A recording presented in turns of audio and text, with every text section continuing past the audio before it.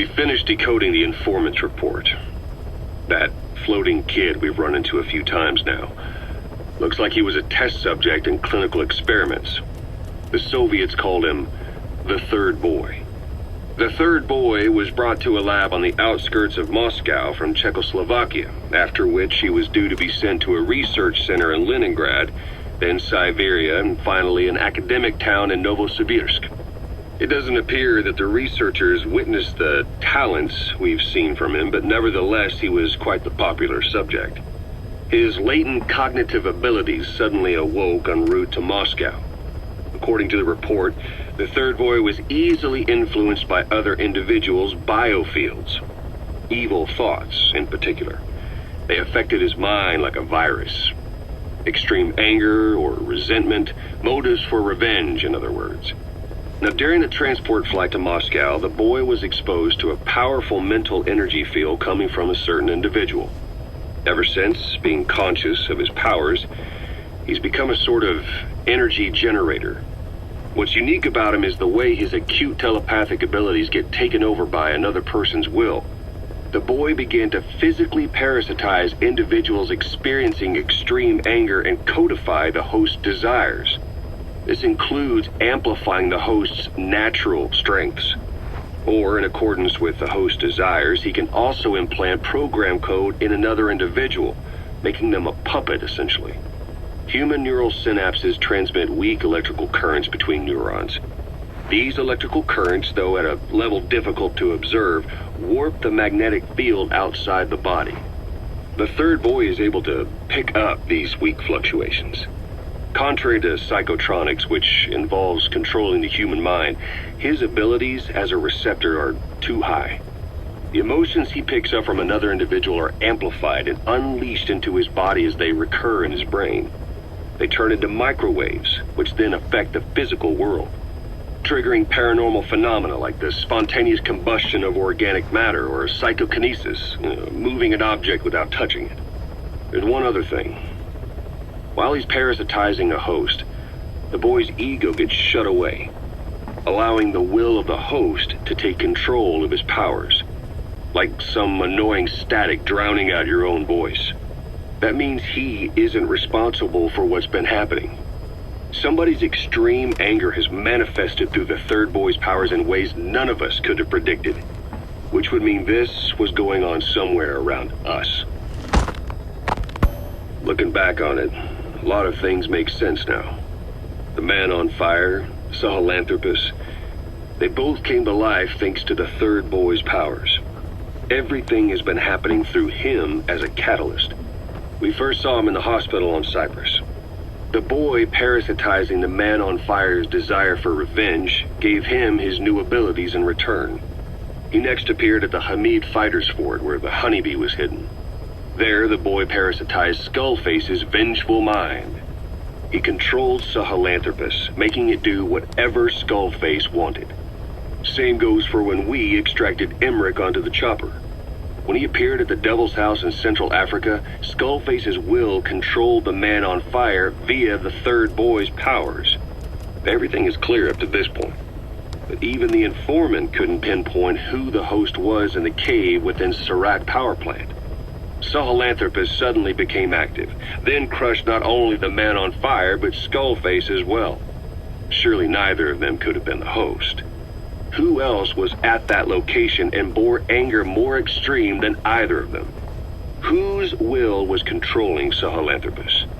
According to the report, emotions transmitted in children's brains affect the surrounding magnetic field more strongly. Cerebral nerves are covered with insulation called myelin sheaths to increase impulse speed.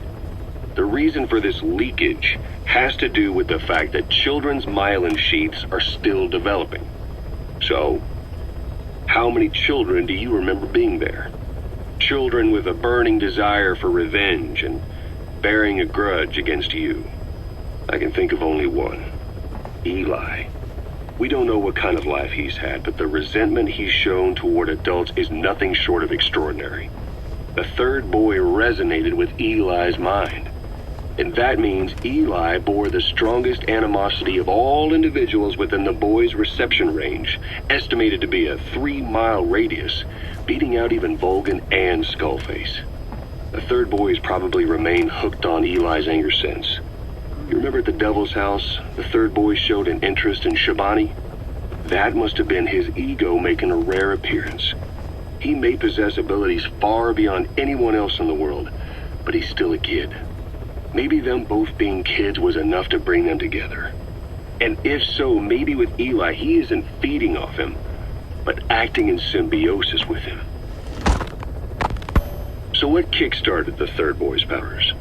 If we look at the location and time that his plane went down, we can make a pretty good guess. When the plane experienced the first anomaly, it gave an accurate report of its position to a control tower, due north of the Black Sea, 125 miles east of Kiev. Dead south on the Black Sea is Cyprus's Green Line. So the plane's position was directly north of the hospital where you'd been asleep for 9 years. And this anomaly was reported at exactly the same time that you woke up. The plane was enveloped in flame from the inside out. The fuselage burnt to ashes. There were no survivors, at least not publicly admitted. Your thoughts formed a synchronicity with the boy's psyche and were amplified inside his brain. That would have been more than enough to trigger his abilities. Your rage was like a big bang in his head, blowing the lid off his powers. The boy was then secretly moved to the lab outside of Moscow where Volgan was comatose. There, Volgan's thoughts resonated with the boy and he was awakened. Volgan became the man on fire, hell-bent on getting revenge on you. His instincts led him straight to you. Skullface knew Volgan from Operation Snake Eater, or perhaps from even before. Monitoring this pair of extraordinaries, he discovered the hospital and sent his assassin and XOF.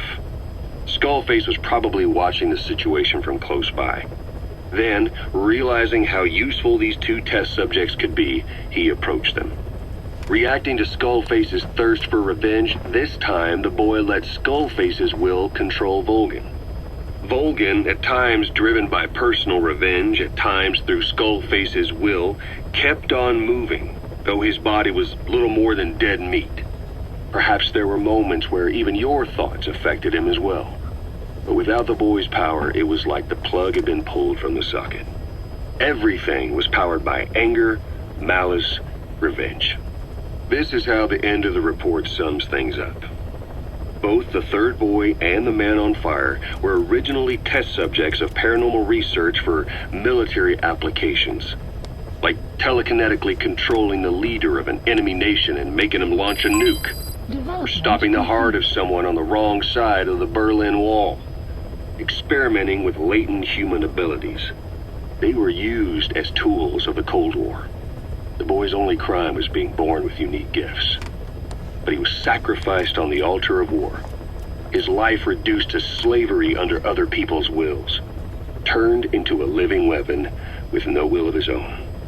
Eventually, the only emotion he could feel must have been the desire to get revenge for the hand he'd been dealt.